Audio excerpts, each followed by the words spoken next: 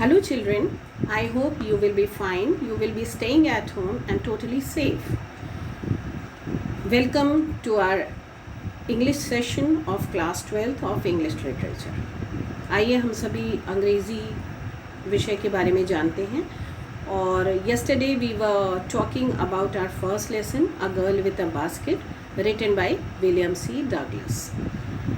We will start our lesson at this session with recapitulation. कल हमने क्या क्या पढ़ा था, आइए हम सबसे पहले वो जानते हैं. The lesson is written by William C. Douglas, who was a judge in a Supreme Court of United States of America, and he visited India in 1950. जब वो भारत भ्रमण पर आए तो उनके जो एक्सपीरियंसेस थे वो उन्होंने इस पाठ में लिखे हैं. वो रानीखेत तक उन्हें जाना था, एक आर्मी कैंप तक, और रास्ते में जो उनकी ट्रेन थी वो कई स्टेशन से होकर गुज़र रही थी. वो ट्रेन्स फुल्ली जो स्टेशंस थे वो फुल्ली पैक्ड थे और he was not knowing about any language of India, क्योंकि वो किसी भी भारत की किसी भी भाषा के बारे में नहीं जानते थे. Because he was from America, United states of America. तो वो एक ऐसे व्यक्ति के बारे में ढूंढ रहे थे, एक ऐसे व्यक्ति को ढूंढ रहे थे. He was searching for a man who can speak English, जो कि अंग्रेज़ी बोल सकता हो. एट लास्ट उनको वो व्यक्ति मिल गया and they talked about world affairs. उन्होंने दुनिया के मामलों के बारे में बात की.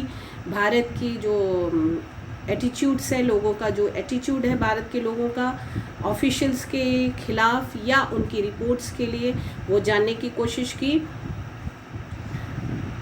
और जो रूट था, जो ट्रेन वाला रास्ता था, वो कई जगहों से होकर गुज़रता था, कई सारे स्टेशन से होकर गुज़रता था. बाद में राइटर जो थे वो हर स्टेशन पे उतरने लगे और लोगों से बातचीत करने की या उन जगहों को देखने की कोशिश करने लगे. एक जगह जब वो उतरे तो उनके इर्द गिर्द बहुत सारे बच्चे एक साथ उन पर टूट पड़े.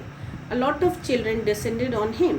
बहुत सारे बच्चे उन पर टूट पड़े and they were holding the baskets and hand woven articles. उन्होंने बहुत सारे टोकरियाँ और हाथ से बनी हुई चीज़ें पकड़ी हुई थी और उन्होंने जो है राइटर को पूरी तरह से घेर लिया.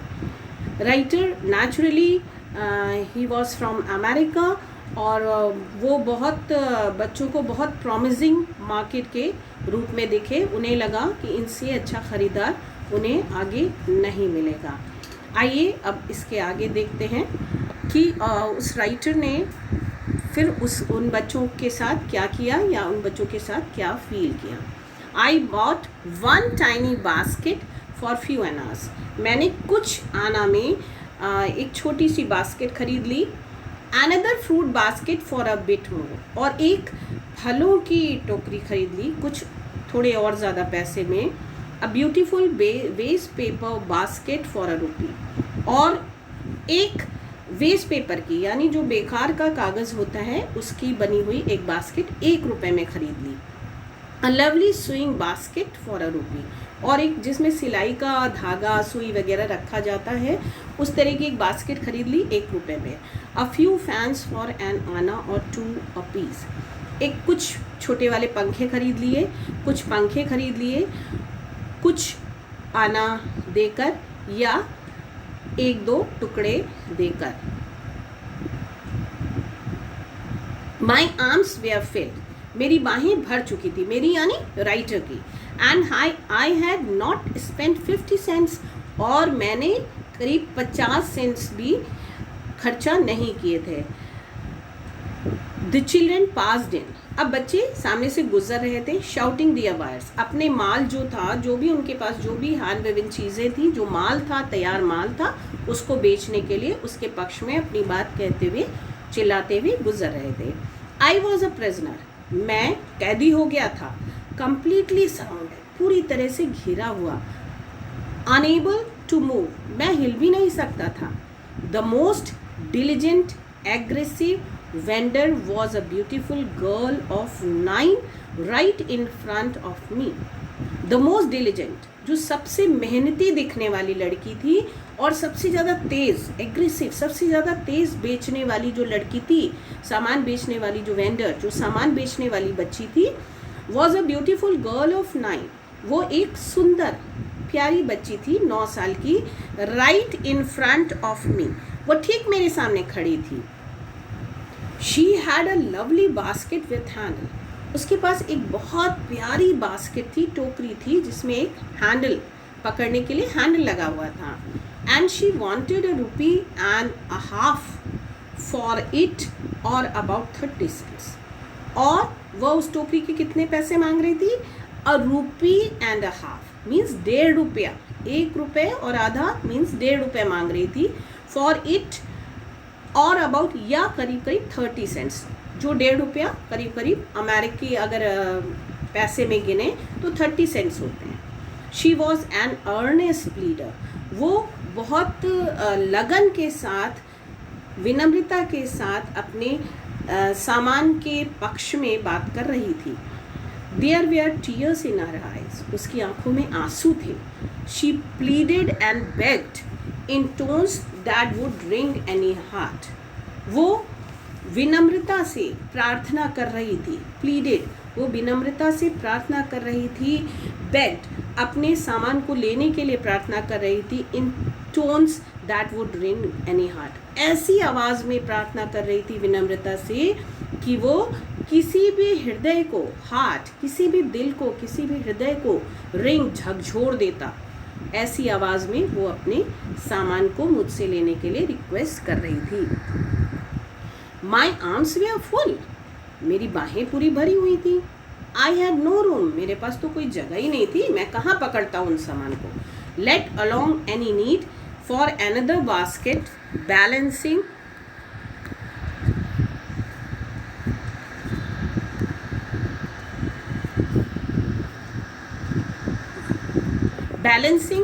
my baskets and fans on my left arm.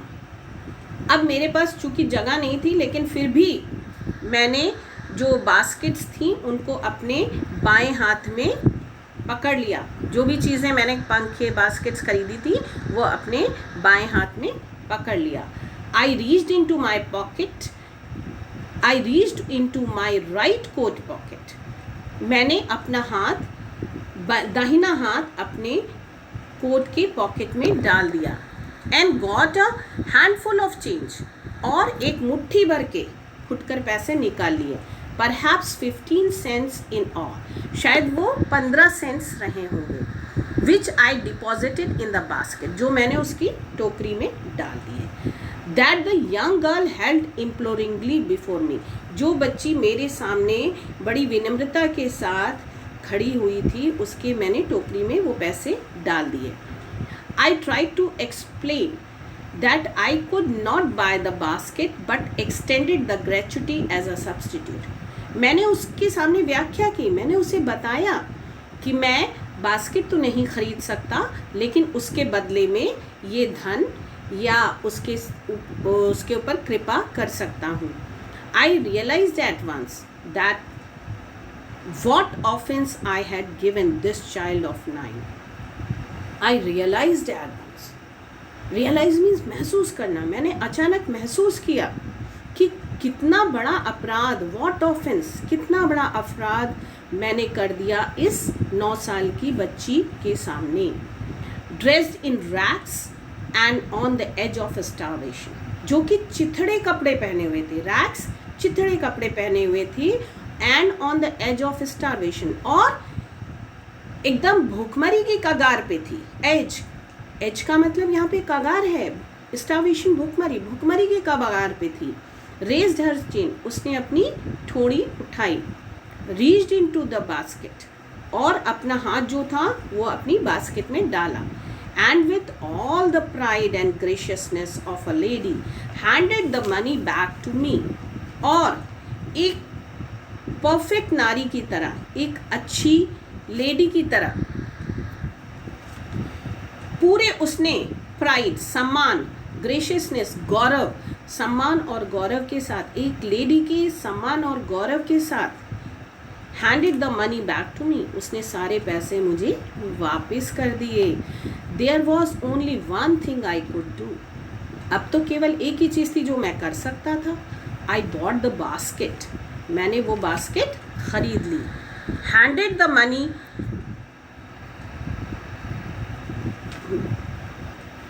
I bought the basket, मैंने बास्केट खरीद ली। शी वाइप्ड हर आईज, उसने अपनी आंखें पोंछी। स्माइल्ड, मुस्कुराई। And dash down the platform, और प्लेटफॉर्म पे दौड़ गई।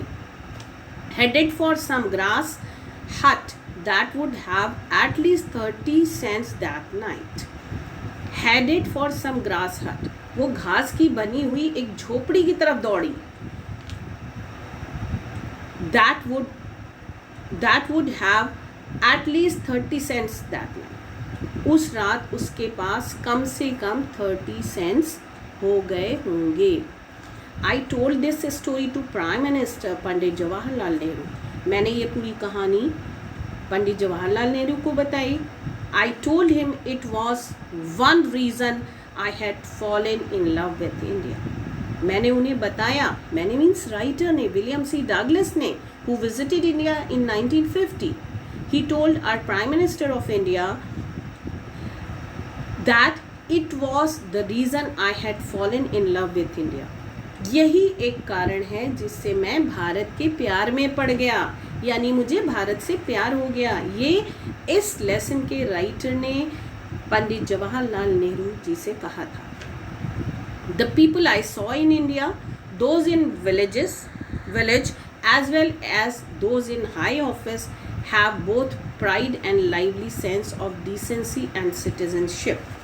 मैंने जो भी लोग भारत में देखे, the people I saw India, जो लोग, जिन भी लोगों से मैं भारत में मिला, गांव में हूँ चाहे ऊंचे पदों पे आसीन हूँ, दोज इन विलेजेस चाहे गांव में हूँ, एज वेल चाहे ऊंचे पदों पे आसीन किसी ऑफिस में, किसी कार्यालय में हूँ, have both pride and lively sense of decency and citizenship, उनमें स्वाभिमान, उनमें प्राइड, उनमें स्वाभिमान है, और लाइवली सेंस ऑफ डिसेंसी यानी उत्तम व्यवहार, बहुत अच्छा जीवंत व्यवहार है, और वो अच्छे नागरिक हैं, और अच्छी नागरिकता की भावना है उनमें, चाहे वो लोग चाहे गांव के हों, उनमें मैंने स्वाभिमान पाया, उनमें मैंने डिसेंसी पाई, और उनमें मैंने एक अच्छे नागरिक होने के सारे गुण पाए।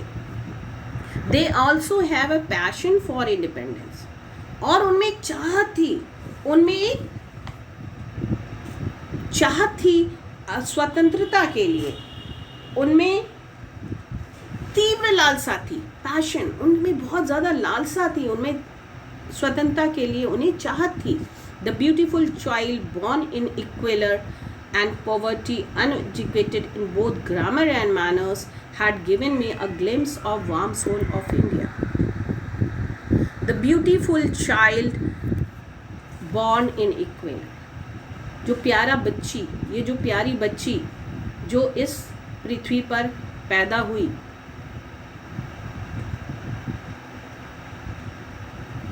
poverty and uneducated in grammar and manners, जो कि गरीबी में पैदा हुई, जो कि गरीबी में पैदा हुई और अशिक्षित थी। किसमें अशिक्षित थी? ग्रामर एंड मैनर्स, व्याकरण और व्यवहार कुशलता में उसको कोई शिक्षा नहीं मिली थी। Had given me a glimpse of warm soul of India, उसने भारत की एक जो गहन सोल है, जो वास्तविक आत्मा है, उसकी झलक दिखा दी। उस बच्ची ने मुझे भारत की वास्तविक जो आत्मा है उसकी झलक दिखा दी। And here ends our first chapter of class 12 of English literature, और यहाँ पर हमारा फर्स्ट चैप्टर ख़त्म होता है। कल मैंने आपको कुछ क्वेश्चंस दिए थे एंड बोला था कि आपको उन्हें आंसर करना है, you have to find out the answers. Our first question was, what did William C. Douglas do to know about the real feeling of the people in India? William C. Douglas ने क्या किया भारत के लोगों की जो वास्तविक भावना है उसको समझने के लिए? तो the answer is that at every station the writer walked the platform and talked to the people. He talked about world affairs and events of those days. He heard the views of the people. In this way he tried to know the real feeling of the people of India. This was the first answer. And second question was, what were the children selling at railway station according to William C. Douglas? Why were they doing so? वो ऐसा क्यों कर रहे थे और बच्चे वहाँ क्या बेच रहे थे? The children were selling hand woven baskets and fans. They were doing so for their livelihood. वो अपनी जीविका चलाने के लिए वो सामान जो भी था वो बेच रहे थे. तो ये आपके 2 क्वेश्चंस थे. आई होप आपने इसको किया होगा. हाँ, और एक रिक्वेस्ट है सभी बच्चों से, जो भी बच्चे इस वीडियो को देखेंगे, कि आप लोग जो भी इसके डिफ़िकल्ट वर्ड्स हैं उनको ज़रूर लिख लीजिए.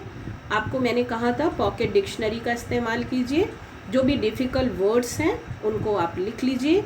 और जो भी प्रॉब्लम्स हैं, जब हम किसी और माध्यम से आपके सामने होंगे, व्हाट्सएप पे या किसी भी और कॉलिंग की अगर फैसिलिटी होगी या हम आमने सामने मिलेंगे, तो वो हम आपकी प्रॉब्लम्स का सलूशन करेंगे. और कुछ और भी क्वेश्चंस हैं आपके लिए जो कि आपको करने हैं.